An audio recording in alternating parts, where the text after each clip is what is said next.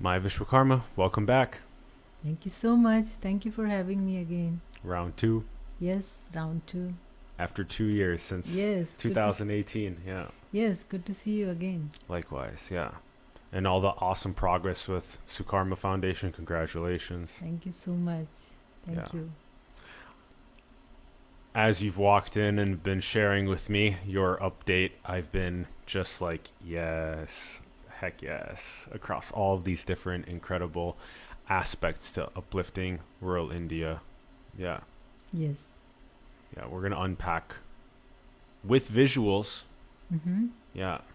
All the progress that's happened over the Sure. last 2+ Yeah. years. Yeah. Lot of work actually. Yeah. Yeah. Yeah. It's a great experience, like amazing. Yeah. Yes. Yes. And for those that want to learn more about especially Maya's journey that led up to this point, check out the episode 1, the links in the bio below. And we will unpack mostly on this episode the update of what's been happening over the last 2 years with visuals, which is really exciting. And also, Sukarma Foundation's a 501c3 nonprofit, and so you can make a donation on their website as well. And that goes directly towards all of these efforts in uplifting rural India. And they're definitely one of the top organizations that's actually doing the impact. There's so many organizations that talk a lot, but the ones that actually do that's why we have you here. And that's why, as we talk about all of our projects, like with rich patrons that we're working on unlocking the 6 to 10 trillion in high net worth funding to then funnel to these best projects around the world that are actually tackling the most important issues and uplifting the basic needs of people worldwide, which then gives them the opportunity to do things like self-realization, self-actualization, this type of stuff. It's so deeply aligned with our ethos. And so you're definitely spearheading it in India, and specifically in Madhya Pradesh, Yes.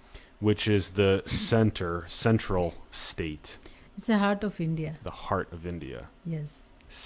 Over 75 million people in just the state. Yes. You can count many states over in US. Yeah, Many states. exactly. Yeah. Yeah. And so this is another thing, as the whole scales phenomenon is a really important part of this. There's 330 million people that live in the US, and there's 1.5 billion people that live in India.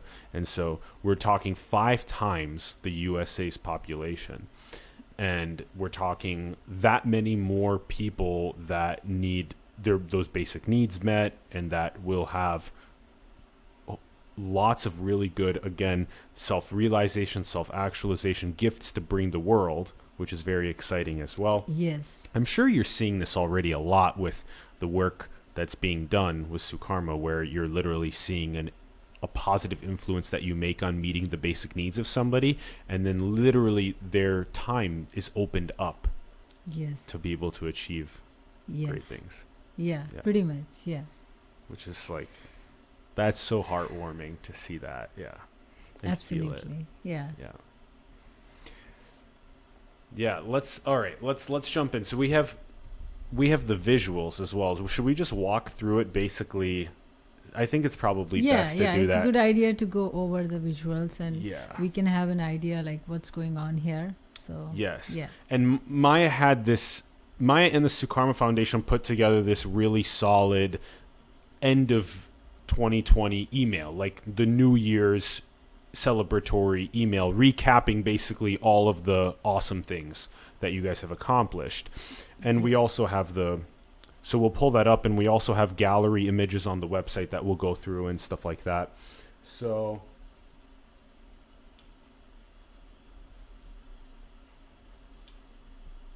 okay.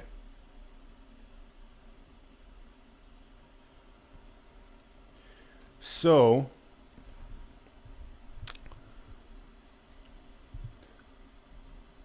this is that message that we were just talking about. And it looks like you've also had a lot of supporting hands. Yes. How many people is the Absolutely. organization at now?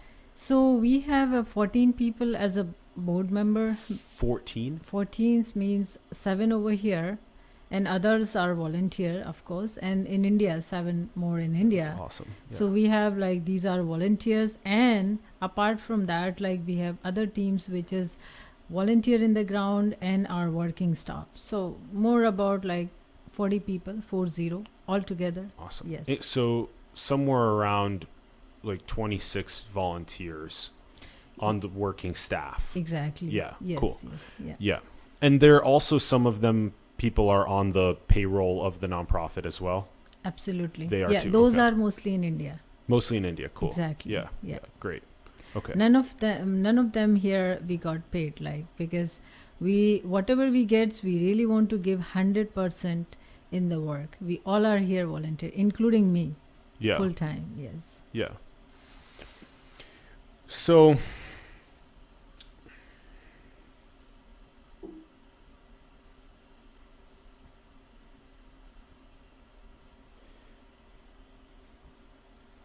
what was this first part? The Health and Care Foundation. Yeah, so the story starts here as we talk about, like, all our work which has been going in India over like 3-4 years. And first one was like, as menstrual hygiene, sanitary pad, low cost manufacturing. And then we started a telemedicine center in the afterwards when we had interview. And last year when I went there, I used to connect like-minded non-profit locally in India so that we can have more helping hands. So Health and Care Foundation is another non-profit based in Ahmedabad. That's where the Mahatma Gandhi home was. Yeah, okay. So that foundation works very closely with the communities in Gujarat, which is in western part of India. And they have a very big hospital. They worked over 30 years. First they were a polio foundation, and then later they become a health and care foundation. They had a big doctors team and big hospital where they treat very rare disease at the minimal cost, basically the subsidized treatment for the poor communities. So when I went to India, our Sukarma Foundation want to introduce their foundation, that as a team, how can we work together? So we had this first meeting in February, first week in February, so that we can get introduction of Sukarma Foundation. And then if we need any help as a doctors, as a medical professional, they can come to our state and help us in a bigger way, which they have done. Because in a year back, we organized a one mega health camp in our area where we treated around 2,000 patients, and we scanned 300 women in terms of the breast cancer is very prominent in all the communities, especially in India too. And in the village there are many women, they even don't go for annual checkups or any kind of just a routine when they have something. So we had some kind of a small device where we can take it to the village and scan, do the basic breast scanning, and then we find out if something is wrong in there. And then if we had something, then we can report to the higher officials where they can take care of them in terms of the treatments or any other helps. So their women community, they are unaware of any kind of the pap smears or breast examinations or any other ongoing treatment. So we helped, they helped us. Their whole staff was there for about a week, and then they went to village, and that's how we organized this mega health camp before the pandemic, actually. Okay, Yeah. so it's kind of like taking really strong ideas from nonprofits and intertwining them into one another's projects. And so this was about the females' health care in terms of gynecology, breasts, making sure that there's no cancers and that kind of stuff, keeping good health. Yes, including also like the children's and the older people's, because they have all Yes, kind yes. of doctors in their hospital. So their doctors went to our place in terms of like the surgeons, orthopedicians, and ENTs and all that, all those people. And then we collected the tribal communities around that area, and they came all in the camp and they got the treatments. So Yeah. that treatment was free. It was like couple of days camp where we organized this together. Okay. Yes. Okay. So then, okay. So now this is the earliest part, the February. And then is this second sort of, or is this? Yeah, so Okay. so this is what happened like last year when I went to India. Like, you know, I visit India twice in a year, just in normal, like, you know, doing the projects and prepare like, hey, I'm gonna go there and work in these kind of stuff. But last year was a really different, because in January we had no sign or symptoms of Yeah. COVID. Yeah. And when I went there from Beijing, it was kind of unusual that, you know, how officials behind you, how they were checkings and all that. Because we always hear the sort of like every year we have a new disease or new infections or new something, but that not big as this COVID. So so when I saw on the airports, like there was big lines and they were checking the temperatures, taking the histories and all. I have given, and I went to the other cities, and after a month I got a call from the officials like, hey, you came from US to Beijing to India, do you have any symptoms like flu or fever? I said, no, I'm healthy, I'm doing my work, just going meeting people. And all of the sudden in March, boom, because, you know, everywhere is like chaos, and then everything is shutting down, and everything is like just we had an Indian festival, it's called Holi. It's a big festival in That's India. right. That's right. Yeah. And people remember were on this. vacation, just, you know, celebrating that stuff.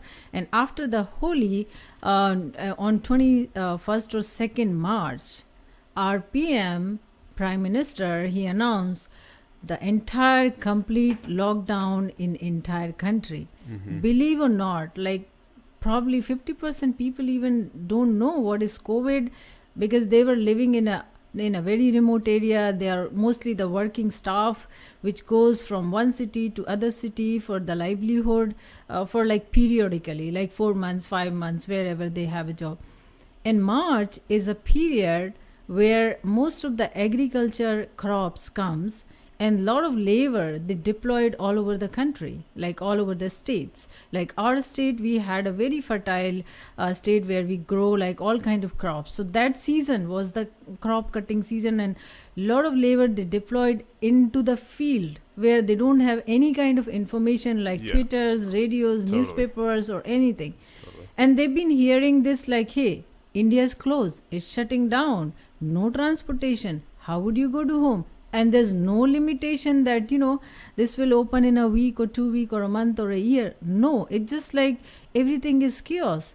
Then what we did is like what to do, because we also can't go anywhere, because luckily I was in my village and then realized, oh, this virus is spreading like anything. So we need to aware the people at least what it is, how this will spread, and what kind of, you know, where this is coming from, how to stop this, just to make an awareness. Because I worked in UCSF, I used to make a lentivirus in a virology lab, I handle all those stuff, I knew about it. So I'm the best person to give the information in their local language, because they don't understand English, they don't understand even the Hindi, which is like very very pure, because we have our own dialect, which is Yeah. like a Bundelkhandi.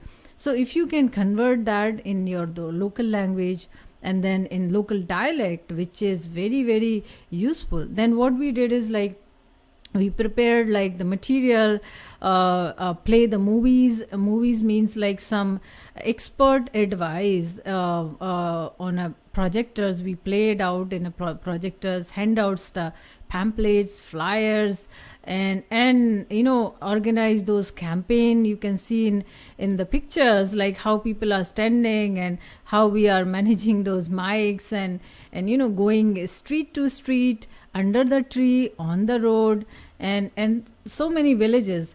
Idea is just to inform that, so that they will not be scared, they will not be like they will not feel like, hey, we are unsafe or something like that, we are going to die tomorrow. No, it's just like to give them information. Yeah, because my first reply to you was that, it's not like they have Twitter. Exactly. Yes. And how do you convert this data to people that are in the field working on picking crops, right? That don't even have a translation of what the word, a coronavirus actually means. Exactly. There's all these communication. Then we started making awareness and all. Then later what we realized is because of the shutdown, everything is closed. Work is totally shut down, because the migrants worker, actually those workers, they were on the daily wage. Means if they are working today, they will get paid by the evening, and they will buy the stuff and they will eat it, right? And if the work is not there, then what they will eat, because they don't have any food kind of stuff. Then what they will do, they will pack their bag and they will say oh, we left our children at home, in our village, so we had to go back and we need to take care of them. So they just packed their stuff. They migrated from wherever they were working to their home, which is 500 kilometer, which is thousands of kilometer from east to west and central to other places. So these kind of migrants, they start moving on barefoot because there was no transportation. And Wow. March is a kind of a starting of heat, which is 40 is 105 and 110 temperature was rising. And you can see how these people will go, because there's no water. And most scary thing, when villagers, they came to know, hey, there is a virus. So that means you don't have to you don't have to go to another village, but also you need to stop all those foreigner. Foreigner means other village, other community people entering in your village. And mostly Sure. Roads, they passes from the one village to another village to something, and they cannot carry 10 days water on their Sure, they need to shoulder. get So water, they had yeah. to go to the village to get the water, food or something. But unfortunately everything was closed, Closed no off, helping yeah. hands. Yeah. And on the top of that, there was a police who was beating them, who was scaring them and all that. So all this chaos happening. So what we did is we were trying to, That's this migrants distress. Yeah. yes, you can Yes. see the first picture on the left side. I was passing from there and I saw 15-20 people on the white bag. They had their stuff like clothes, food, maybe something else. And when I stopped my car, they thought some officials came and they will arrest us. But then when I stopped my car, I said, hey, I'm here to help you. Listen to me. What can I help you guys? And they said, we didn't had a food last 2 days because we are walking. They had a children's, very, very small children's, and they were also walking barefoot. So Yeah. then what we did is we took them to the safe place. We just, told them hey, here is the food, you can cook, you can pack for yourself. And we are arranging from the border, because all the border, district border was closed. You cannot enter from one border to another border. So my village is kind of on the border from the next district. So we dropped them there, and then from there we had other friends who were also helping these people. We called them and make sure these people will land it safely there. So then when we were helping such kind of in our own car, which is high risk of you may get COVID from them, or you can give them a COVID. It's sort of confusion, because early time we didn't know how COVID is coming, right? And we also knew the most of the COVID or these the patient came from the international cities. Like for example, like China, Wuhan, to maybe somebody landed in Mumbai, and Mumbai person gave to thousands more, and those people, they landed in smaller cities, and those people landed in another small. So this is how COVID was traveling, right, one place to another. But in the March, at least, these people were safe and villagers were safe. But because of that, fear was there, because of that, this misinformation was there on a social media or wherever, that everybody was scared. Like I was treating you as like, you had a COVID, because there was no test available. You cannot test like you have a COVID, because it was very limited. It was kiosk everywhere. So then everybody was assuming that, okay, I may have COVID, you may have COVID, you are my enemy, I'm your enemy, something like that. It's like very, very confusing situation. Totally. So everybody was treating them as a not with the kindness, but the victim. Yeah. So then in that situation, what would you do? Like you will definitely try to help them. You definitely try to accommodate them and make sure they at least should reach their home. And that was then in a very early time, beginning in a April. And then when when the first lockdown, it was like I think it was first week or 2 weeks, and then later they keeps extending. So lockdown, stay home order is not like here. Here at least if you have some emergency, you go, you take your car, you go. Police won't stop you. I mean, cop, they will say, why are you going? You say like, I'm going to take a medicine. But in India, it was opposite. If you say you need to show prescription, if it is not up to date, they will take your car. They will, probably if you are not wearing or not like, following their instruction, they may beat you to stop, to stay at home, which was kind of a good in a way that you are stopping spreadness, but it is not a kindness. Like, if the person needs something, they cannot go to store. Only the medical store was open. Nothing else was open. No food store, nothing. Everything was going in the black. So black means like, I mean, in the small community, you know each other. If you close the shop, but then you had to help other people because you are not that bad person. You want to help like all the villagers, so you will give in some other way, like other door or something like that. So this was sort of things was happening, and later we realized, no, people really need a help. Now we need to deploy our team, we need to ask for more volunteers. And luckily all the big cities students who were working in a tech companies, who were working in some offices, they came back to the home, which is the village, because they belongs to the village. So those kids and students and worker staying at home, and they thought like, what's going on? We should help people. So they came with us. We made a big team, and then we went to the village to village, finding out the older community. Older community means like if the older couple is living in some house, if they are taking any medication, kind of like sugar or blood pressure or heart or anything, they cannot get the same medicine when it is like over, because they had to go. Ultimately the transportation was closed, so they cannot go. They had to stay without the medicine for so many days. So we find out such people, such older people, and they didn't had a food because they ran out of the grocery. They can't like go out because there are restriction. Police was beating or some kind of rumors around the area. So these families, handicapped, diseased people, means like those who have a cancers or other big diseases, they were just very miserable that they cannot have even a painkiller. So we find out such people, such families, a nearby area. We deployed our team. We delivered the dry ration, which means like the grocery. And what grocery is like, it includes like a basic meal, so that they can at least prepared in their house, means wheat, lentil, and some Indian spices, some mask, sanitary pads for the women's, and medicine if they need. So this kind of packages we made it, and then we started deploying in the villages, like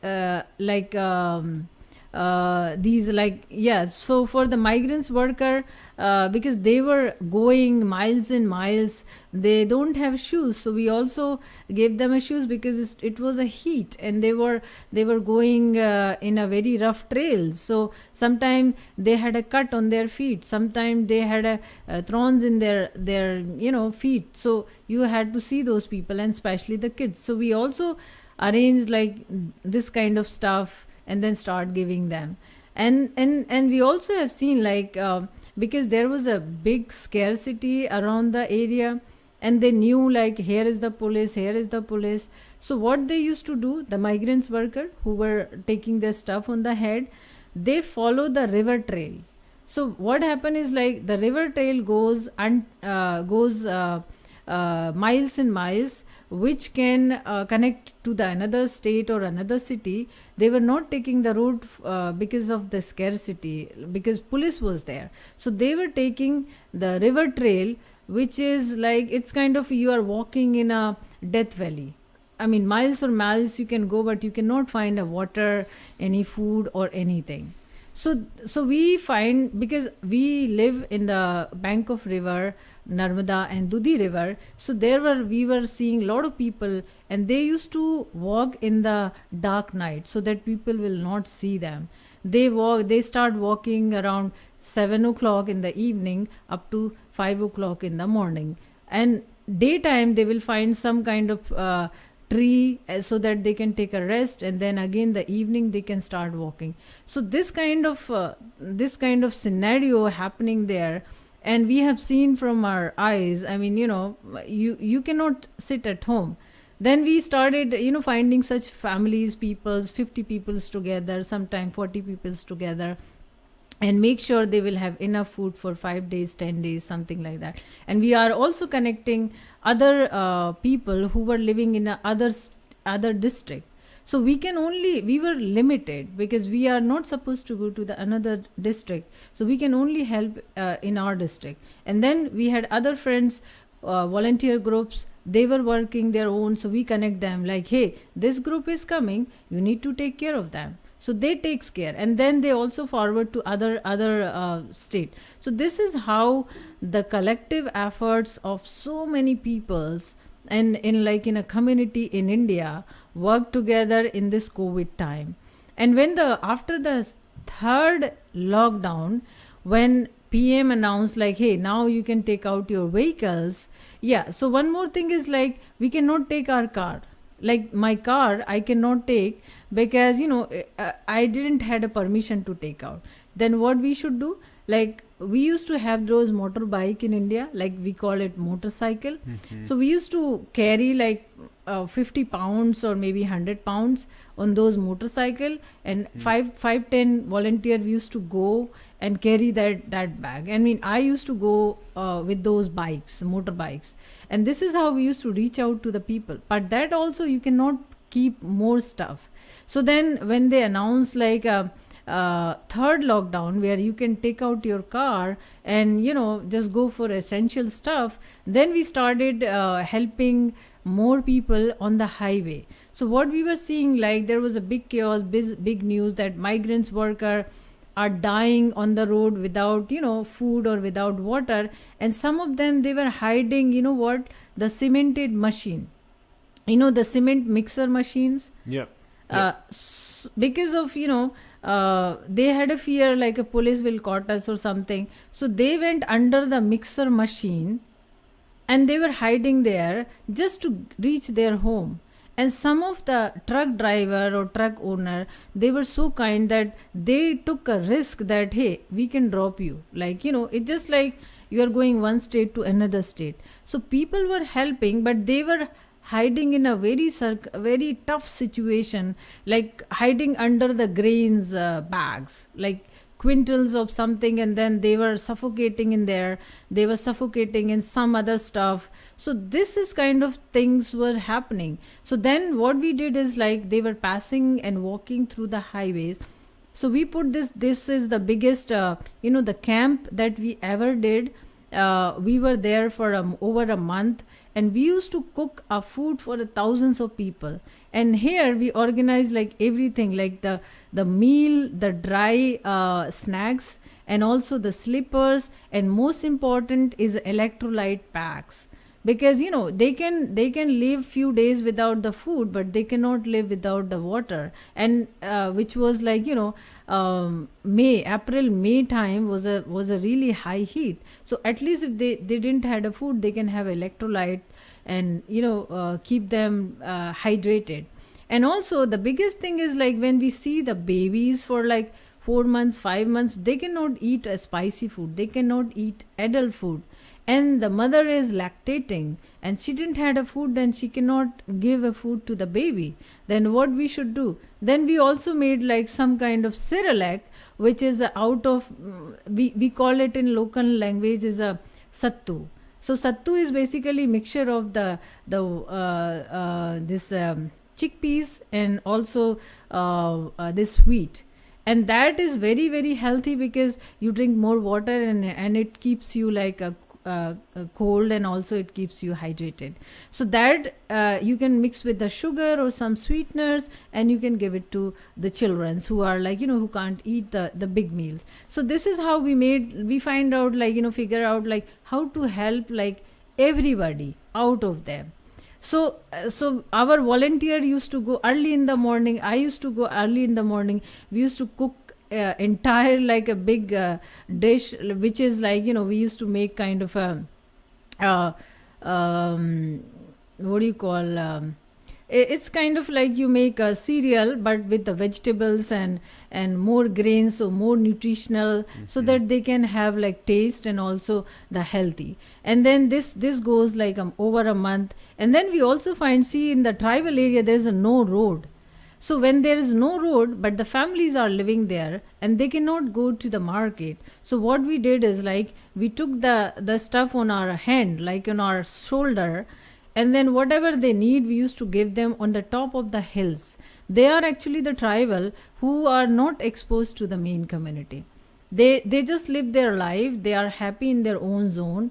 They don't need the outside stuff. They just need the very basic stuff, but which was also not there. So then we find out these people because the any vehicles and like car is not there. Is this something like these areas are reliant, the rural areas are reliant on the transit of some of the fresh water or food or basic other needs, clothing, technology, educational things, these types of things, and that due to the pandemic that those goods were shut down from being able to be received by them in the rural areas? Yes. And so then basically there was an infrastructural gap that was created because the existing infrastructures got closed down, and now there's this gap that it used to be there, but now it's no longer there. So people aren't getting their basic needs being met anymore. So sometimes we don't even realize that by creating these shutdowns in ways that we actually create these gaps that then starve people of their basic needs that they were receiving because they're located in rural areas. Usually we only think of the metro areas on the top priority, these millions of people that live in the metro areas, but the millions of people that live in rural areas, if there's no roads especially, and there's no cars that they own to be able to drive out, and if the police are stopping people that are driving, then we're creating this again massive chaos.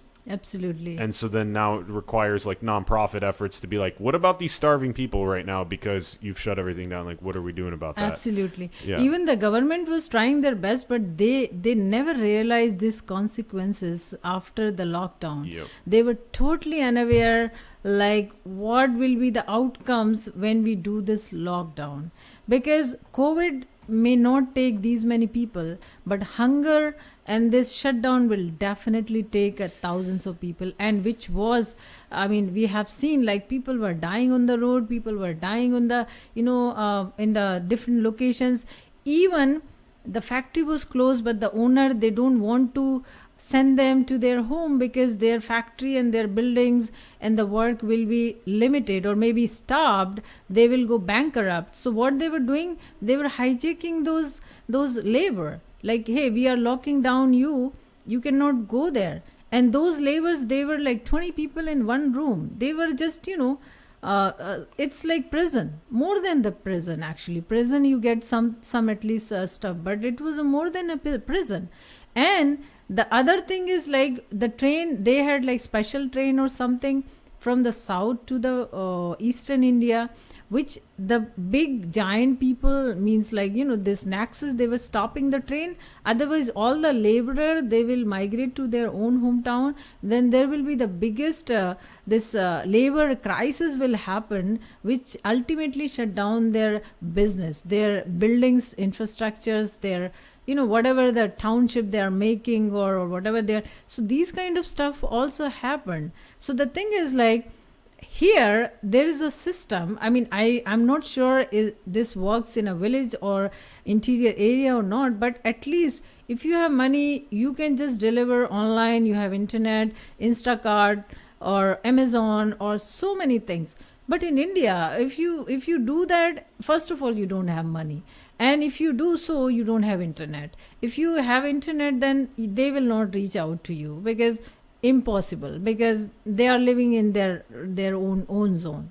So such kind of areas, they were like not even aware of it. And most important, like the people who had some kind of very rare disease, or some, like, some had a cancer, some had some operation, some had some other issues, they were suffering more because they were running out of their medication, they were running out of their visit to the doctors and the hospital.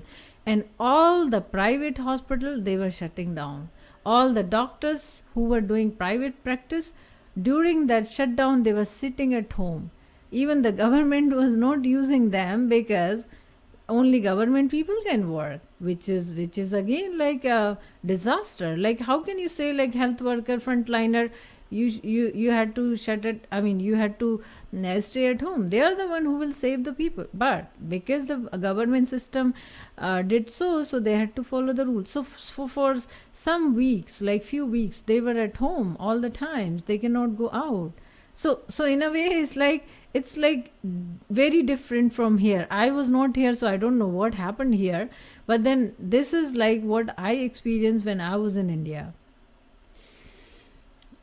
Yeah, the explanation that you're giving of what the quote untold stories of what happens when you create lockdown scenarios that then affect rural areas that nobody ever thought was going to happen, and there you go. So again, it's kind of interesting to see all of the different dynamic adaptation that happens on a planetary level when decisions like this are actually passed along, because it is a massive planetary learning experience, and in a sense it is the adaptation and the adaptive ability of the planet to be able to figure out, well, how do we become the kings and queens of biology? How do we understand the code of life at a level of Star Trek, so that we don't even have issues like this that even arise in the future and catalyze so much. But it was really important. It was a massive learning lesson on a planetary level.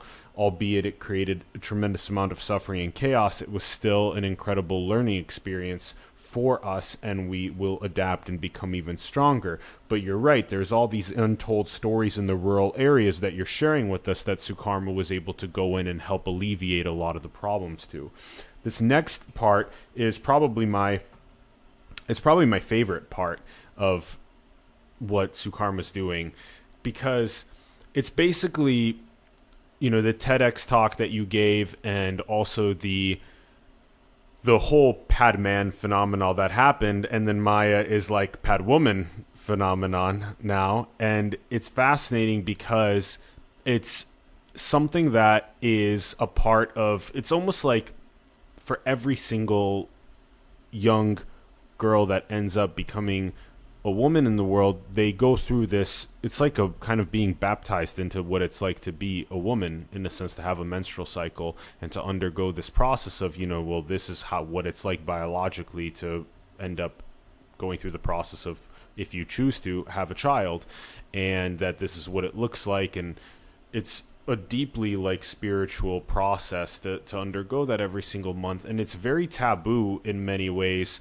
And so it's very important to help it so that people don't have mental health issues while they're going through stuff like this, and so that they feel very comfortable. That's why this is now No Tension is this brand name. Yes, it's no tension. Let's just open up and be vulnerable and transparent and fun and authentic about talking about this. If you don't have a sanitary way to handle your menstrual cycle, let's find and give you a very sanitary, safe, healthy way to do so. And so that's kind of been one of Maya's biggest points that she's been doing. And you guys actually created a new mini factory. yeah. So let's walk us through the new mini factory and its influence. Yeah, so earlier, as Sukarma started with this project, which was my own issue as well, as I said in our earlier videos, the journey which belongs to me, which close to me, which very intimate to me. I really want to solve that issue in India, in a rural, in a tribal area, which I started from my own area, because I'm the girl from that village who lived there, who experienced those things, who got her periods in those areas and experienced all those methods, traditional methods, and then somehow end up in a science kind of backgrounds and study science, and moved here in California. So when I go back, I always see all those girls and all those women's are still same. I mean, same means they may progress in so many ways. They may have smartphone, they may have other devices, other stuff, but they cannot upgrade their own hygienic stuff, which is something it bothers me. And it bothers me in terms of when they come up with some kind of infections, some kind of bothering. For example, the girl, if they are going to school and they are sitting 6 hours in the class, which is way more impossible that they can sit comfortably with the piece of clothes, because first of all they will have always fear hey, this may leak anytime, we will have a spot anytime on our back, and we may be humiliated in next minutes. So this kind of if trauma, if they are carrying entire in their class, how they can study. So there is in India, it is a report says 12% girls, they drop out from school because of they don't have toilets or this hygienic stuff in those areas. 12%, yes. Yeah, I can imagine that story that you're painting of being there and just kind of if I don't have the proper sanitary pads to deal with this menstrual cycle, I'm going to be completely embarrassed, and traumatized by the experience. Yeah, these are very, there's this one is so important to tackle, and it's such a simple one to tackle to enable more young girls to stay in school and to not have those mental health traumatic experiences that are, again, just so, it's a very important and this is basically inhibiting your growth and your life, which means if you are stopping your education, you are ending up the marriage. If you are 12, 13 old, you are not going to school, you will get married next year. And then next year you will have kids. And then more next year you will have 3, 4 more kids. So by the age of 18 or 20, you have 4 kids one by one. And your body is not even the prepared. It is not healthy. Yeah. It is not grown enough to handle all that pressure. And where you end up is just in the labor work or some kind of, the family stuff or some traditional kind of. So, I mean, here what I want to say is the simple things in these simple, what do you call innovations or or productions or a material can change a life, that's for sure. So that's what we did. Is like earlier we had, like, we started in 2017 our first unit, sanitary pad manufacturing unit, which Yeah. was at the very small area. And we realized, like, no, we need a really bigger place, because now we have, like, more people are coming, more demands are there, and more important, like, we have a more worker. They want job, because what happened is, like, in India, we don't have many jobs for the women who are not in college, or not finished their high school. They are just simple worker. So what we did is, like, we also want to employ these women. We also want to train those kind of needy stuff, and also, like, we really want to make sure they will get their income, and also these hygienic things. So we started working with those groups and women's. So we hired, like, the big place, and then we started making more pads, and that is actually in the main city area, so that can serve more women, and that will also attract more population, that hey, this is manufacturing here, we should get it from here. So it's like more community stuff that we started this year, last year.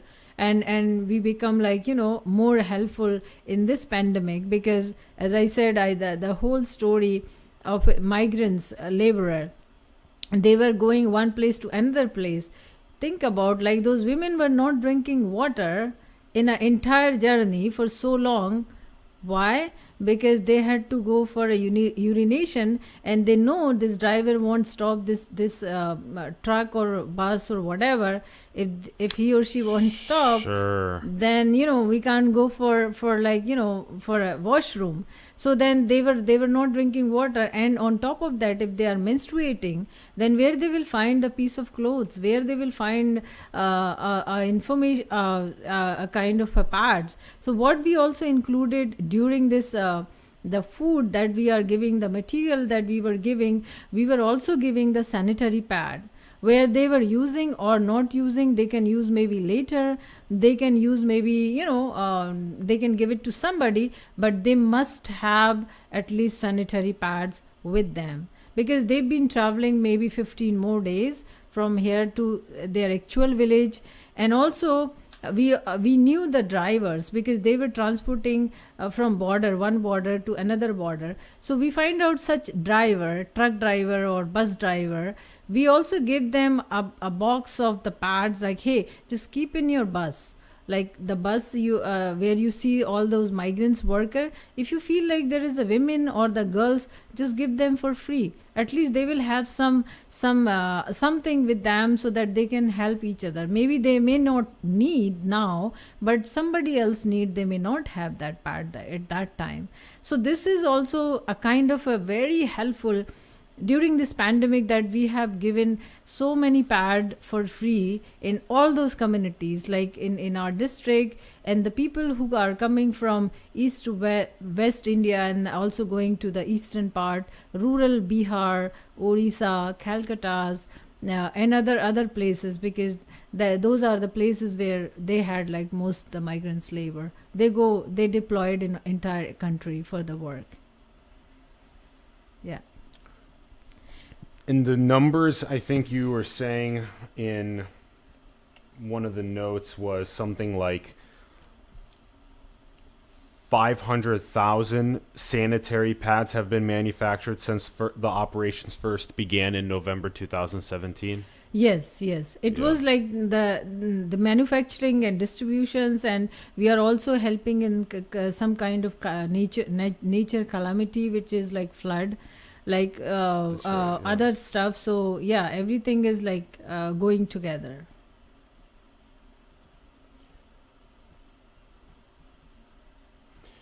Yeah, let's pull that up. So I really like the brand that No Tension is a great way to market it. I love that. It's actually really deeply resonant for me as well. It's just like, again, just taking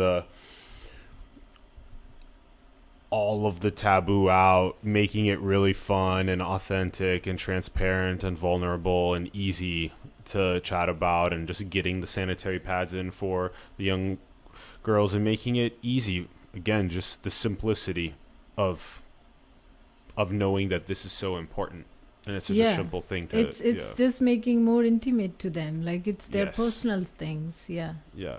sure. And then this was around some of the community classes that you were teaching me about, which was awesome. I also didn't know that this was happening, which was hiring local teachers. Yeah, so what happened is like I was there for like January to September in India, and I feel very lucky, even the luckiest person, because I end up being there. If I'm in Bay Area, I may not able to deliver all these stuff.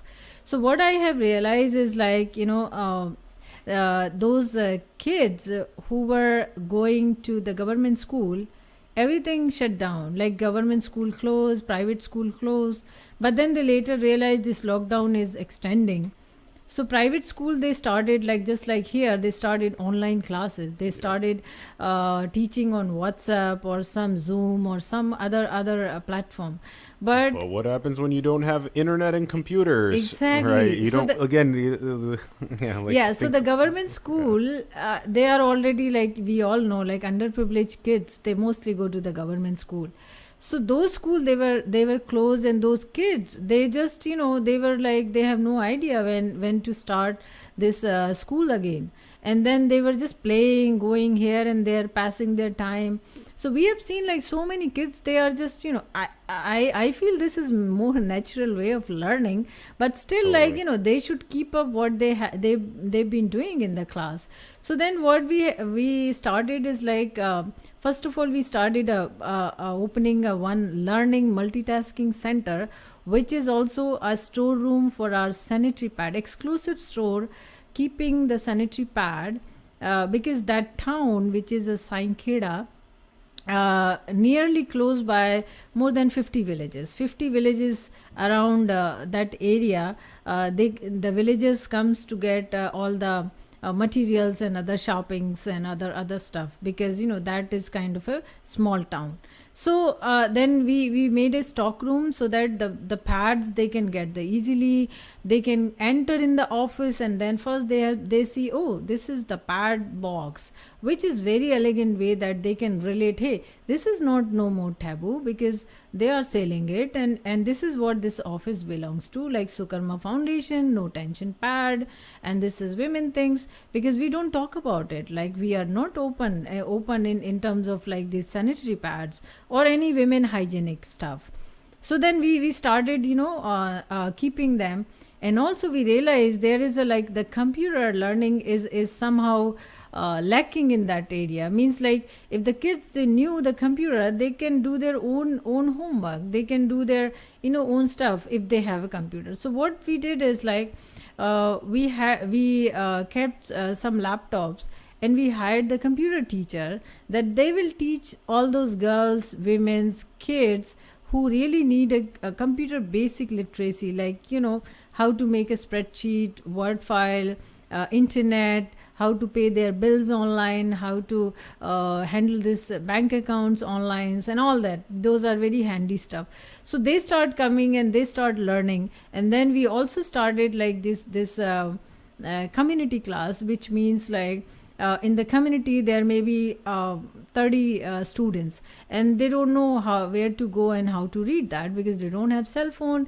Their parents, they are laborer, or they are just living there and not like very wealthy. So then our teachers, they go in that area and talk to the some community members, like, hey, can you give us a space, because we don't want to bring your kids in our center, so that otherwise they will get infected, means like they have high risk of corona. So it's better we will come to your place with all the safety, like mask and sanitizer, and we will teach them here in locally. So they gave us a place, and we started like basic learning, basic homework, and then all grades of up to 12th grades. So our teacher, they go and they are there for a whole day, like in shift wise, and then they teach those kids. So that programs went really well, because even now they, I mean, in India, March, February, March is the exam time, and we are about to heading that time, and if they are not going school, or not reading any books, or not doing anything, then they may not go to the next class, and then ultimately they will leave the school because they are not passing the class, and they will feel bad in the community. So this is kind of a new initiative we started in 2020 during the pandemic, and more kids are coming, more children are joining, and more parents are coming and asking like, hey, our kids really want to go in your class, how do we send them, and all that. So this was really I mean, it feels me like really very, very kind of connecting and educating and motivating also, because the kids who were living, like those who migrated from the city to village, remember the college kids, or college students, or worker who were working in the tag, they can also take classes there. They can use their time effectively. So the solution was bringing online education into rural areas. Yes, the solution. Absolutely. Interesting. And then there was also a similar situation with floods, and sort of the way that the continued assistance and relief of whether it was the basic needs being met, or the education being met, or the basic shelter being met. And that was some example that we were going through a little bit earlier as well. Yeah, there's a lot of different prongs that you're tackling from. Let me put it this way. Like 2020 was really a disaster year. I mean, we were sorting out this COVID things and this work and this relief, but at the same time, we were also knowing the flood is coming to each of us home and wiping like everybody's like, basic stuff. Like, forget about the crops. Like the crops, those farmers, they were growing, they all gone. But those who are living in a downside, non-hilly area, they were submerged under the water. In month of August, I was there, and our village is surrounded by the biggest river is a Narmada, which is equal to Ganga River, and also sub rivers, like small rivers like Dudhi and other rivers, they were there. So what happened is, like, when the flood came, the water goes like rivers in the villages. So most of the villages, they are submerged for some time, and then those people, because we don't have prediction like here. Like here, if any storm is coming, you will get at least 24-hour notification. And your rescue team deployed to save people. At least whatever is your material is going, don't worry about it. We'll take care of you. We'll take you to the same place, safe place. But in India, no, it's not like that. I mean, the flood came mostly in the night, and they were sleeping, and when they realized, hey, there's a flood coming, okay, let's go to somebody's house, because those who are living on an uphill. So they just saved somehow their life, and then they just went there. And some of them, they have mud house and all that, so that is all vanished. And then they didn't have food, everything is wet, and the school is submerged in the water. All the records, they went like, they wiped away. And some of the animals, the animals in the house, goats and cows, those are very important. They were not like here, they were like they were tied with something like chain or something. So even they want to run, they cannot run, because they were tied with the chain or some rope. So they just they were there, and then in the morning you see they all died, or they may just flood with this water. So this kind of things were happening. So we thought like, okay, let's help them too, because it's all community efforts. More people are coming, more people are helping. Then administration also, they are trying to deploy it and helping the rescue team there. So we were getting calls, so many calls like here and there, like, hey, we really want help and help and help. So we also helped in this, like, like the clothes, they didn't had it. So then whatever you had left at home or whatever people donated to us, we just send them, because this was the perfect time to give them. Nothing more you can do than giving them very essential stuff, like including food, clothes, lights, and all that basic stuff. Yes.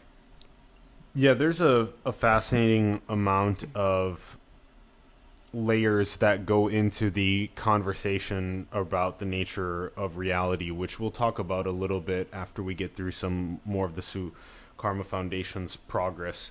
But just one of the ideas is that the whole thing with, a year being negative is just, it's a funny thing, because in one perspective, it's absolutely true. In one layer, like a year that has a lot more suffering is a worse year, because we want to move towards flourishing, right? But we also understand that that's a very dualistic perspective. And the non-dual teaching on another layer says that everything's absolutely perfect exactly the way it is. And that's sort of a transcendent, eternal style perspective. And so it's just interesting to always reference these layers as we have the conversation, because they enable us to see it from multiple perspectives as we're going through the process. So another critical component to this that I actually also didn't know was actually a problem globally is that that's actually being solved through a really cool technological process, which is that the metropolitan areas have 75% of the doctors, but 75% of the patients are in the rural areas, which is pretty Yes. interesting. Wow. Yeah, that's true actually. Yeah. Because most of the population, I mean, the needy and rural population, 80% in India, they are all in the village actually, the population. That's so interesting and I wonder if that statistic carries over in, China and US and other places as well. But that's a really, really important that's being currently solved through, in this case, you guys with telemedicine, and basically a lot of the other institutions and organizations around the world are realizing that that's a massive part of our future, is whether it be telemedicine or whether it be tele anything, is just in general being able to get linked up with an expert on video and soon to be in the virtual and augmented reality environments is just a lot more frictionless and a lot more location agnostic and all this type of stuff. And so it's almost, in a sense, 2020 is getting humanity more and more ready for the virtual and augmented reality era, where there's like less location based processes and more location agnosticism, so people from around the world can more easily be able to collaborate and do things together. Like in this case, where people need their basic patient needs be met, they can phone in a doctor that's in the metro areas. So that's and that's the wrap of the newsletter. Yeah, so we talked in the last video, was like this project telemedicine was in progress when I came in our first session that time, like 2 years back. Yep. So just like menstrual hygiene, I realized like healthcare is also a big problem in that area where I was working. So then in a one conference I saw, there's a conference in Bay Area, TICON, which happens like every year. It's a very big tech conference for Asian community, Indian community. I've seen there like a one booth where they were displaying this telemedicine and how this telemedicine clinics, they were working in India remotely. Yep. I was very fascinated 4 years ago when I saw that. I said, wow, this is amazing. This is what we want, something in the rural area, because we had a hard time to find doctors in our area. So then I told them, I asked them, what do you need? Like, what is the minimum requirement you have? And they said, you know what? You just need electricity and 2 Mbps internet speed. Yep. So, which is like electricity you can produce through solar, because Sure. we are, all sunny, Indian, most of the Totally. time we are sunny. But then how about internet? So then slowly a year later, I saw like there was a mobile tower, which is like geosignal tower. We can see like our phone and our like this internet is working. Then I contacted same people like, hey, in my village we got the internet now, can you come and set up that clinic kiosk in our village? They said, we don't work with the independent like individual small non-profit, we work with the government, with the big mass scale like corporation kind of. I said, we are solving this problem, serving the humanity, and you have to do with us. Yeah, I mean, no you have kidding. to work with us. And they were agree like, okay, we'll do one clinic in your place. Yeah. So they started in a like 2 year back, almost 2 year back, they started in our village, and we didn't had any big hospital. If anybody gets sick and they need to go to civil hospital, which is 100 kilometer from our place, Yeah. and there's no public transportation, so mostly people they end up like suffering at home, or when they have time or the transportation, then only they will go. So this problem at least they solved at the primary level. So then people are coming like every day, like farmers, they are working in the field and somehow they have cuts in their hands or in the legs. They can come and get the first aid.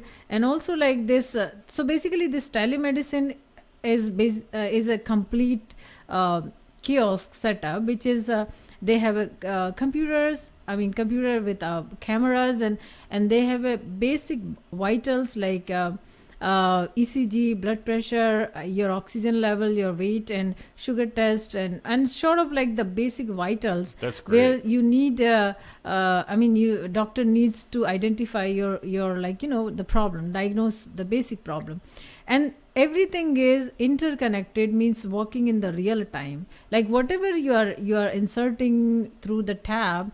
The doctor can see that, and everything is interconnected, where all the medicine list doctor also have it and we also have it. So there is a vending machine, like medicine vending machine, you can see in the pictures on the back. So the doctor is seeing the patients, and we also employed like two girls from our village. They were educated, like they went to college degree in biology, but they didn't had job because we didn't had any company around. So we trained them in a way that they can become a healthcare worker and they can serve the community. So they learn very fast, and we also hired the nurse practitioner who can give a drip and then nebulizer and then give all kind of medication to the patients. So all these three women or girls, they are running the entire clinic. They are communicating with the doctors, and when the doctors identify the symptoms, because in India what happened is like mostly people, when we go to the government hospital, everything is on paper. So when we write everything on paper, then they come home and then they lost that paper. And 2 year back when they go to the doctor, they said like, do you have any allergy? Do you have anything? They don't know anything. Yeah, versus so then the electronic medical records. Yeah. So they don't have any records. But in this one, they have all the records. When they come after 20 years, they have MRN number. That's awesome that we keep that now. And also the medical vending machine is so interesting too. Yeah, so they can walk in any time, and after 20 years later, they can come and say, hey, MRN number, okay, you had these just like us here, we go here. And even here, it's still a shit show on the electronic medical records business. Yeah, but still basic thing, at least doctors knows your study. They can study ahead of your time by the time you reach. Yeah, if the data interoperability is there, which a lot of the time it still isn't, and they still have to ask you the same questions. Exactly. Yeah. So in a way, like those people, they have all the record history, and they have allergies or some kind of, like our area is mostly like tobacco area, means like a lot of people they chew tobacco, Sure. and also like other stuff like not drugs but alcohol is certainly it's everywhere. Sure. So basically the women, the most important, the women can walk into our clinic because they are not dependent on the men's who can take them to the hospital or find the extra time. So they can come and get their treatment, they can come get their drips, and if they have any other issues like women related issue, the gynecology come, specialists will come and guide them. If they have another severe stuff, then they can refer to the district hospital or any other city. If they have previous report, these girls, they can scan that report, send it back to the doctor can study and send the better medication for that. And also like this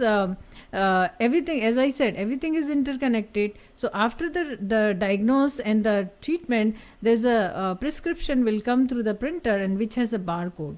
So the barcode, when they scan in the machines, all those medication the doctor described, they will come out and patient can collect and they can go to home within 15 minutes. So it is kind of a very, very convenience for all these this people. This is a very advanced technology stack for a rural village in India. Yeah, the middle of nowhere. This is a really advanced technology stack. Absolutely. So during this is COVID, a huge leapfrog. Whoop. Exactly. You like leapfrog a bunch of old technology stacks, like whoop, just jump right to the cutting edge of telemedicine. Yes. So yeah. I just want to give a more detail. During this pandemic, what happened is, like as I said, all the private practice was closed. Doctor was sitting at home, and only the government hospital was open during this first or second or third lockdown. So what happened is, like all those patient who were like who want to have another stuff, like let's say they have some diabetes or something, they cannot walk into the doctors because they are not taking anymore, because you are at the high risk to get the COVID, because it is like highly sensitive area. So then what they will do, I mean they cannot wait for 2 months 3 months for like sugar test or something else.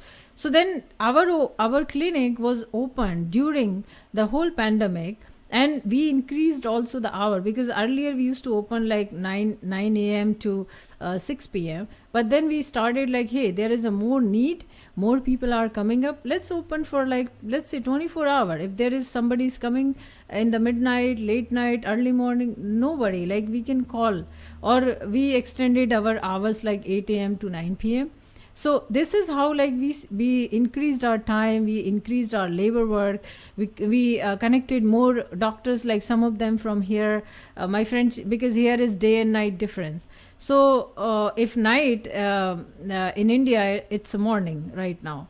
So if any patient is coming and they are not finding like a pediatrician or somebody, then because here the doctors, she also get the degree from the India, so they can give the at least basic medication to the kids. It makes more sense for them to be local telemedicine, exactly. Of course. So and then, speaking the language, relating on the culture, being in the same time zone, all that absolutely sort of stuff. So then we try to utilize more and more that technology during this pandemic. I remember one story.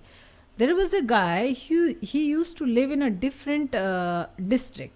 I mean, we are from a different district, but our village on the edge, as I said, like it's surrounded by the river. So if you go to this area, you will come up in like, let's say this is California and this is Mexico. You cannot cross that border during the pandemic. So that guy, he used to come to our clinic. He was regular visitor. He had a 2-year kid. So in the night, he started walking around 3 o'clock in the night. It's a morning. And he took the route of the river. And then he reaches 6 a.m. in the morning to our home. And when I woke up, I said, like, who is there? And he said, I'm walking for 3-4 hours. I took this route because here police is sitting there. I cannot take that route. And I'm from a different, like, we know, because these villages are very close. He did that all to come to the telemedicine clinic yes, for because his child. Right, yeah. 2-year-old child. Yeah. And I felt like, what is going on? What is going on? Why is this so much friction? Exactly. Yeah. So that moment, I said, this is really worth it, that, if we can treat people like him or people like, other community, totally. Like these kind of stuff. I mean, it is so much, like we have achieved like so much. It is like, I was so humbled to see that this guy, he was sitting for 2 hours because, doctor was not available, but still he want to get treatment, he want to get medication, he want to make sure, like, I will not be in trouble like next couple of months, and then he will revisit again, something like that. Totally. So these kind of people who are really needy, who are really in pain, they were visiting and getting the treatment. 2,500 patients per month. Yes. Yeah, at the one clinic. Yes. Wow. Yeah. Because it is like, some of them they are coming to take for a medication, some of them they are coming for a That's almost 100 a and all day. this. Yeah, It's absolutely. almost 100 a day. Wow. Yes, absolutely. So how many different telemedicine portals are there in the clinic? How many different stations are there? So stations is like, we don't do like the blood testing and drawing, because that is lot of work, and also the course. chance of infections. Totally. So yeah. we send them to the different town if they had, Yeah, if they if they need need like that. any. But So how we many have, of those stations are there? yeah, so we have so far like 3 stations. One is like Okay. to measure the vital, other is to connect the doctors, and other is to connect like to withdraw the medications and all. Vitals, doctor, medications. And then Got it. one Yeah. is a different Got it. section, like covered section for the drip and injections, Okay. like for Got the it. women's or whoever is coming there. Sure. So these are like 4 or 5 station that we have it. Interesting. So it seems like the components are so far the primary one's the sanitary napkin manufacturing, the No Tension brand. That's kind of the most primary one. And then there's the telemedicine, which we just covered, the primary health. These are kind of the ones that are going to continue, right? Because all the COVID stuff was just because it was the problem. Yes. And it's probably not going to continue stuff like that. And at least now we've learned about how to better handle the rural areas when things like this happen. But there's still some things that do with like the whole flooding situations and stuff like that, to be able to more dynamically adapt and things like that, and to have better communications and warnings and stuff like that. But so it seems like those the two ones that are going to continue: sanitary napkin manufacturing, No Tension brand, and then the telemedicine and primary health. And education also. And this is what we're going to do. So and computer education for the rural areas. Yeah, yes, okay. community classes. So the yeah. community classes, the rural education is another big one. And then this one is also a critical one, which is the building of the new school. So let's see if I can pull up some of those. Yeah, it's under the... All right, so this is the new school, the proposal for the new school, a 12,000 square foot school in your home town. It's where you actually went from Yes. grade 1 to 8 Yes. yourself. Yeah, so this is like the school place where the school was there for like 60-70 years, because my father, my grandpa, all they went in the same school during this British time. But then over the time we saw these buildings, they got collapsed, and then now the government, they just made a 1 room, 2 rooms here and there. So in that way, like it is pretty much scared that scattered, that a student can't sit comfortably and they can't study. So basically 1 to 5 students, they are sitting in 1 room, 6 to 8 students, they are sitting in 1 room, and technically they are not learning anything, they are just going school. So what we thought is like, why can't we make a school with the help of foundations, people like us, and also the community support? Because if you can show there is a will, there is a way, right? Totally. So then this if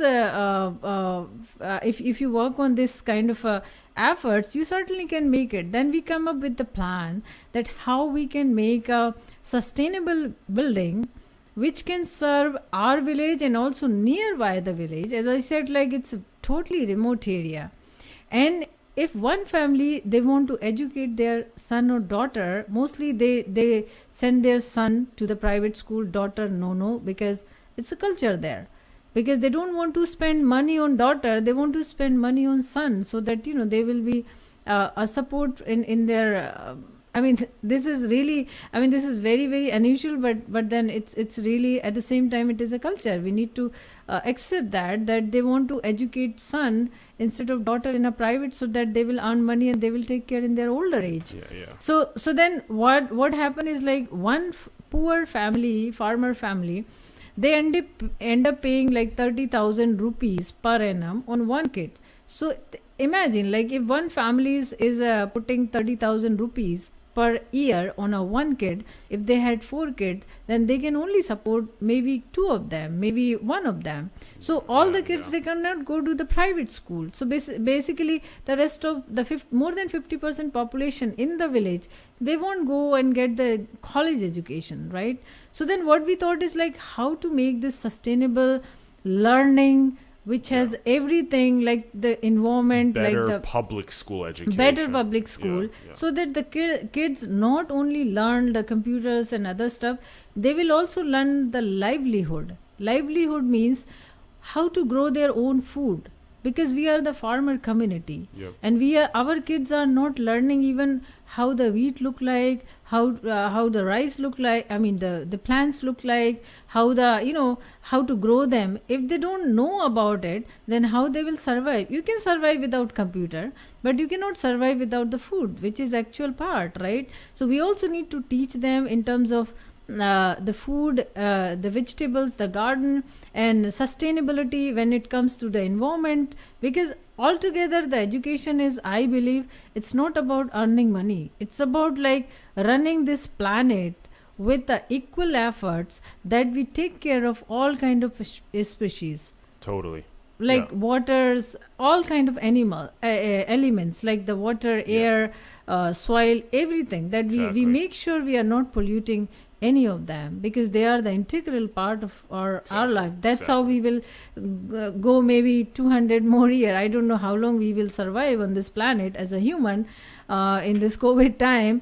But then these kids, they really need to learn about, like, the climate change. They need to learn about this all kind of stuff. So this is how we want to make the school, and this is how we want to make the community this building, so that everybody's kids, they can go and they can be there up to middle school, high school, and after that they can go to the good college. Yeah. So this is what our efforts, that it's in a progress.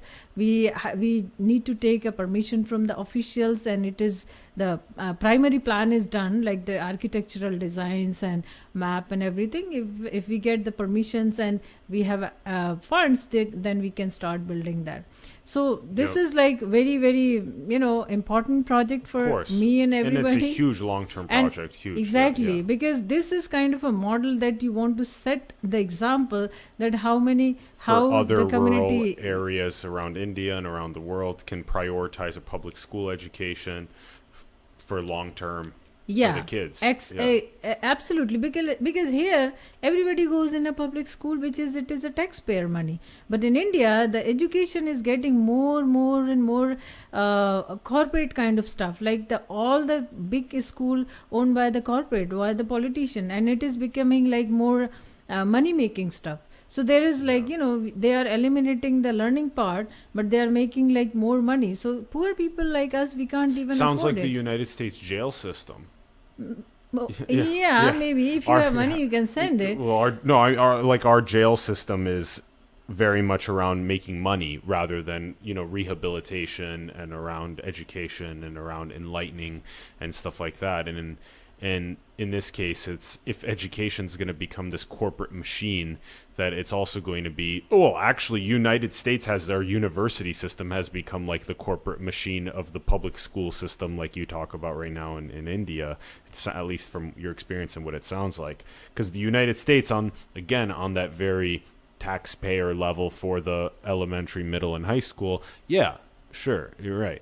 University wise, though, it's a joke. $50,000 for some BS sheet of paper that says whether or not somebody's qualified to sit at a cubicle for 8 hours a day clicking buttons on a computer to do something is an absolute joke. That has nothing to do with enlightenment. It has nothing to do with the eradication of suffering. It has nothing to do with solving the sustainable development goals and maximizing human potential. And all of the kids in India, in the rural areas, and all of the kids in the United States and across the world deserve a very robust, non-profiteering style educational component to their youth. It shouldn't have taken me 25 years to hear the word Sat Chit Ananda, existence, consciousness, bliss. It shouldn't have taken me 25 years to understand that I and my Father are one, that we are it, that the nature of our consciousness, the nature of our reality is one with the divine, that this is absolutely perfect, and that it's unfolding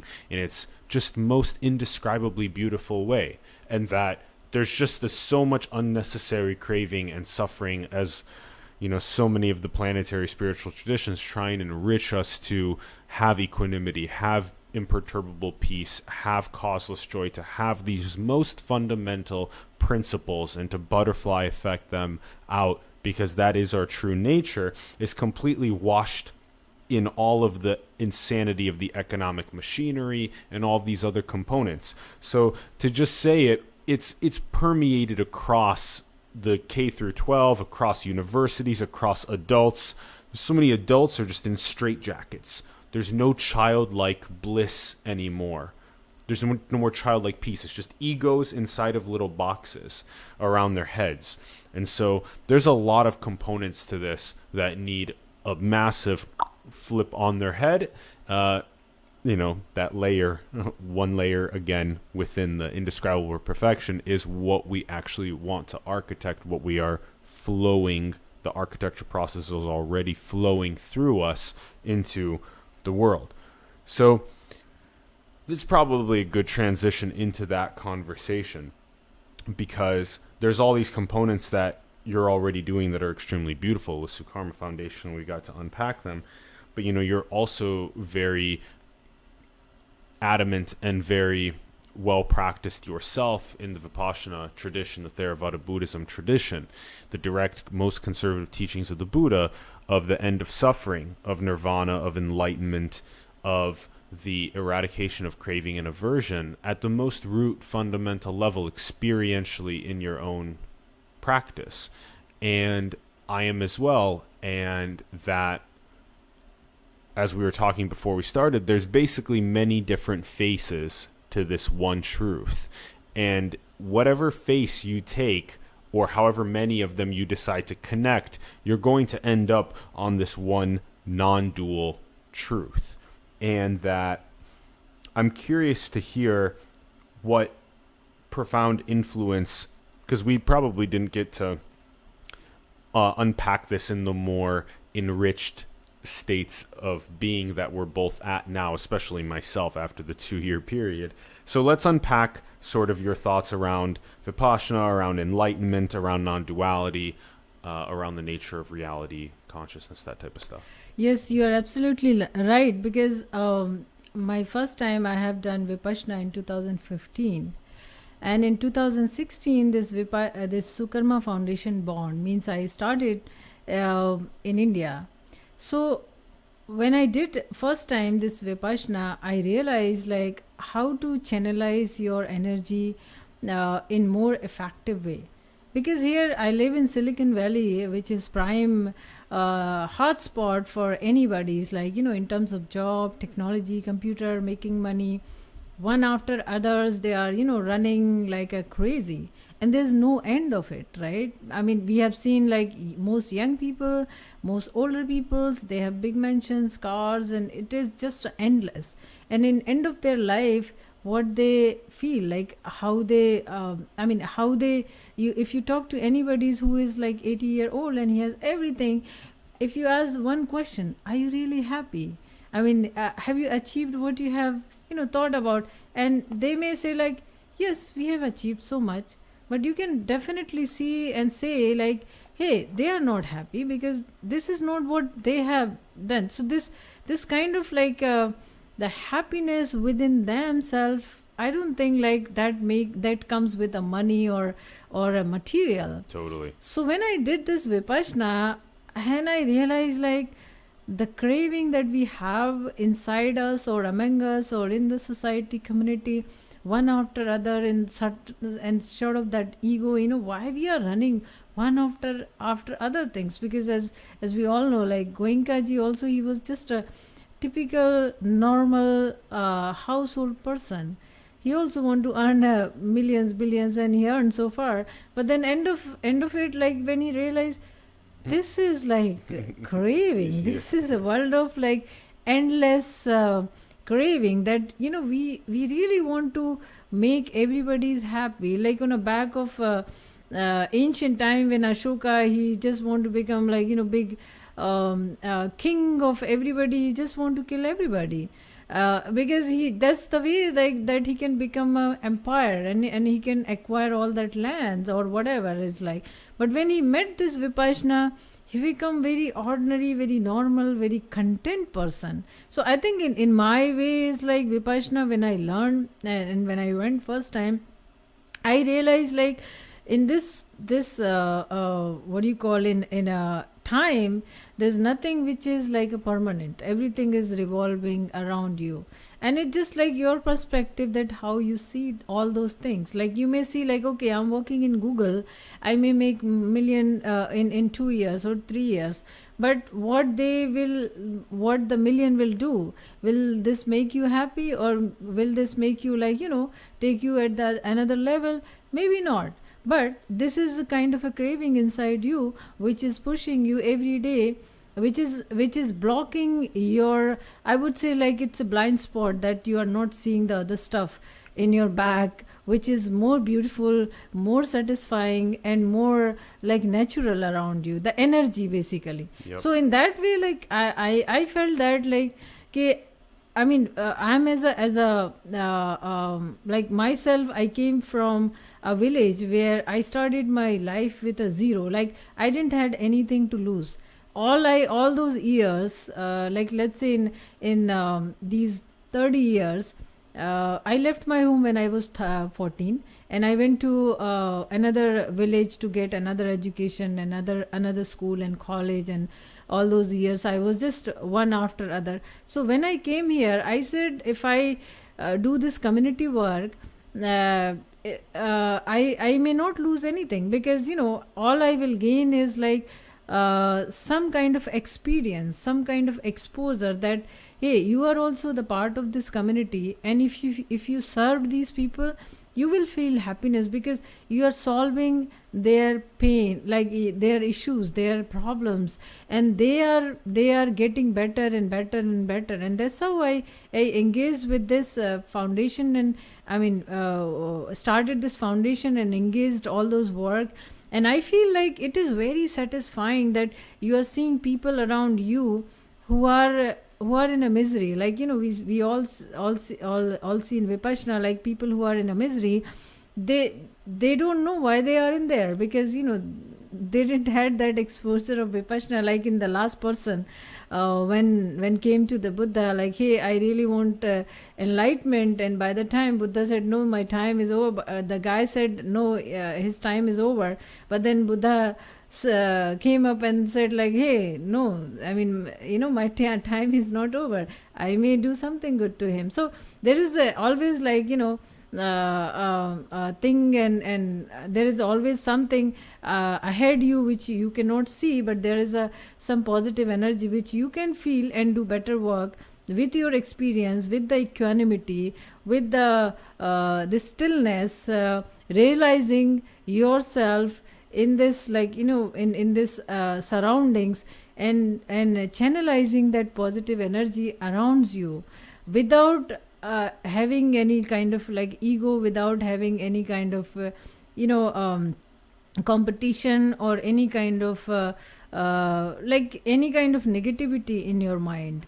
And that's how I learned in a Vipassana, that there is something that we are, this whole I think world is lacking, which is I think the kindness, more empathy, and more like generosity, that if they can bring in their own practice and their work, I think this world will be equal. And this is how Vipassana taught us, like we need equanimity in everywhere. We need it's I mean, Vipassana doesn't mean like you need to sit 8 hours and you do Vipassana. No, I mean, you need to bring in your action. You need to bring in next to you. Like, how can you see this person is suffering in your way, not his way? If you can realize, like, if you can see, okay, this person really suffering and he needs certain thing which makes him happy, or certain what do you call is like maybe something which can make him or her happy, your goal is accomplished, because you can see at least the pain. And most of us, we can't see that, because we are in our own illusion world. Because my name is Maya, it means illusion.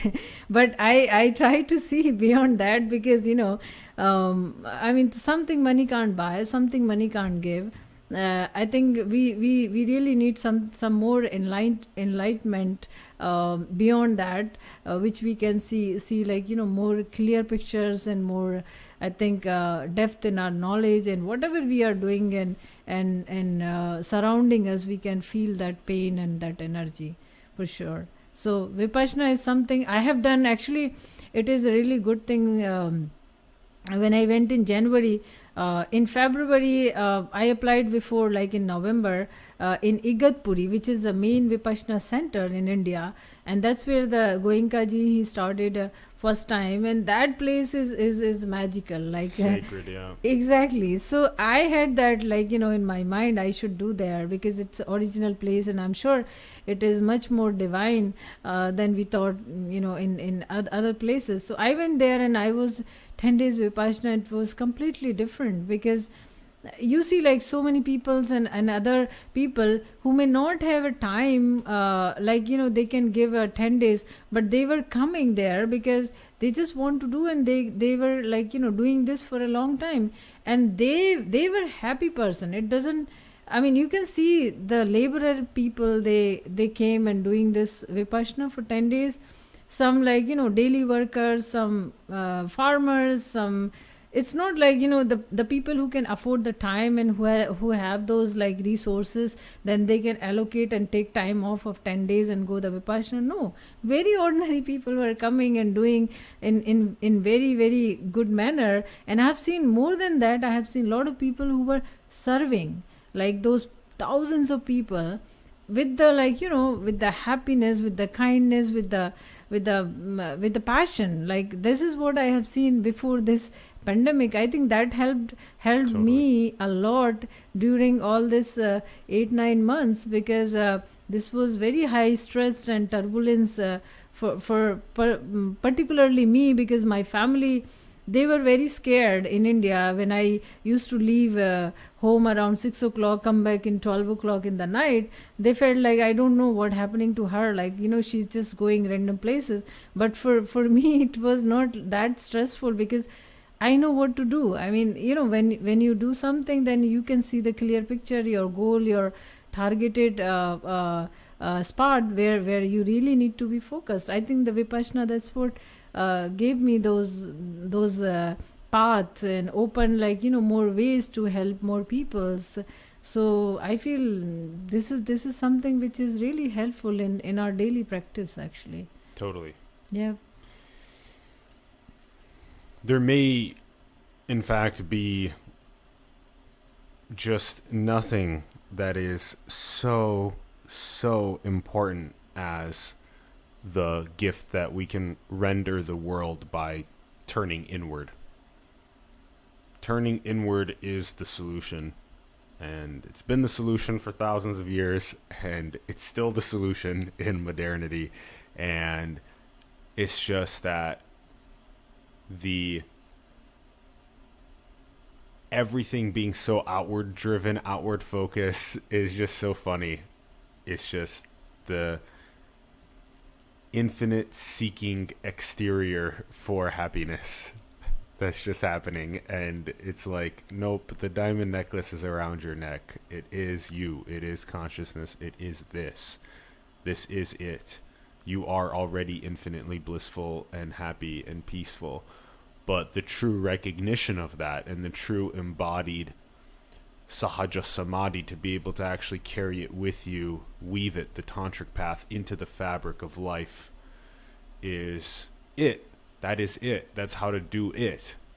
Yet the hilarity of, like, the parable of the prodigal sons, just always like outward, hit a breaking point. Okay, fine, I'll go inward. Okay, let's see what this consciousness thing is about. Let's see what, yoga's chitta vritti nirodha is about.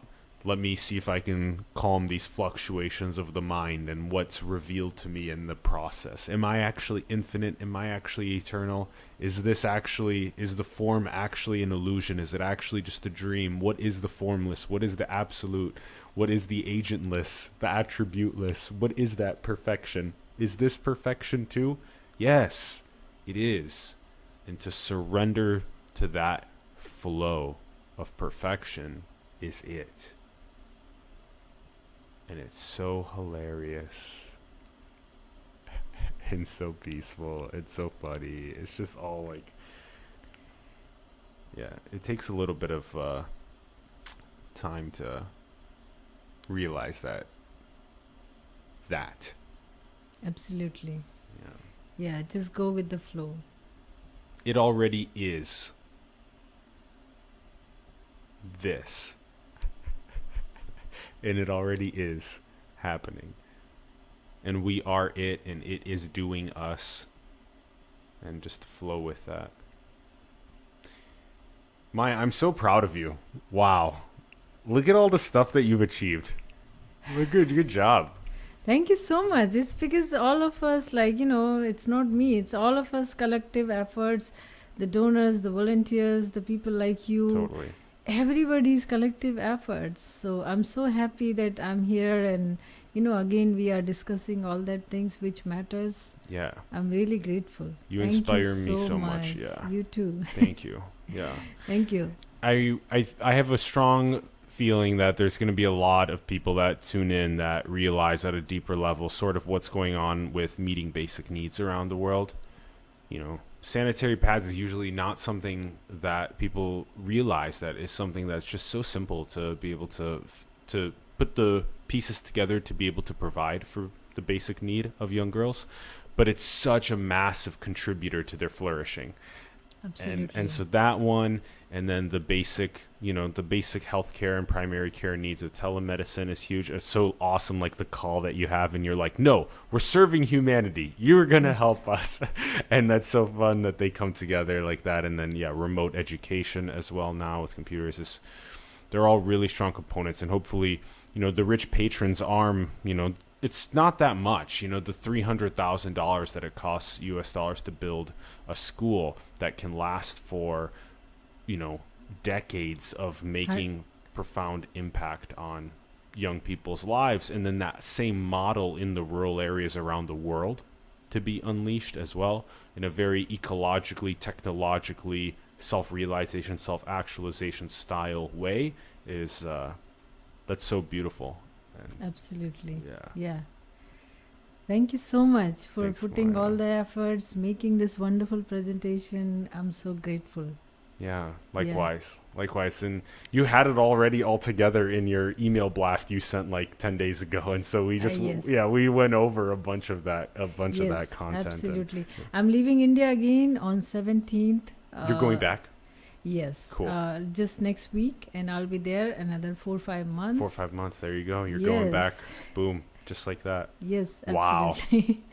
Yeah. So this is like 2021. I hope this will bring more positivity, more good stuff around us. We are hopeful. So let's see.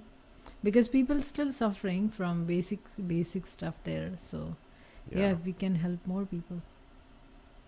Wow. Yeah.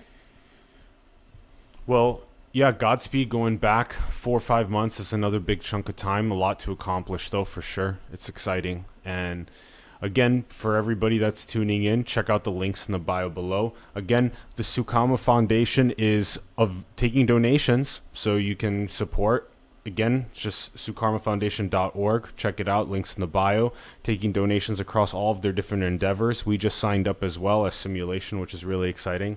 Love helping out. Course, we love helping out our artists and philanthropists and spiritual leaders and engineers, scientists, all these different people across the fields. You can also link up with Maya on LinkedIn. The link's in the bio below as well.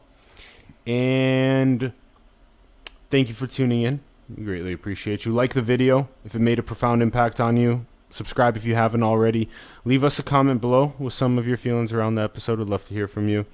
And also share with people that you feel would find this impactful, influential. And that is all. That is all. Meet the basic needs of people around the world. Such a Yeah. critical component to, Yes. to your essence, to our essence, things that we can maximize the well-being and prosperity. Surrender to that flow. It's already now. Love you all. Thank you All for tuning right. in. Thanks, Yeah. Maya. Thank you so much. Thank Good you. night. Yes. Good night. Bye. Yep. Bye, Bye-bye. everyone. Peace.